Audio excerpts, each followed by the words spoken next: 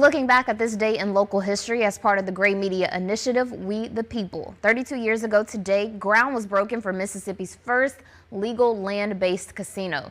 The Silver Star outside Philadelphia in Neshoba County was a whole new business venture for the Mississippi Band of Choctaw Indians. As a sovereign nation, the Choctaws did not have to follow the provisions in state law that requires casinos to be on water. The Silver Star is now just one element of a large resort complex that includes hotels, restaurants, a convention center, a water park, and a golf course. It all began with a groundbreaking ceremony on December 28, 1993. This is your look at this day in history.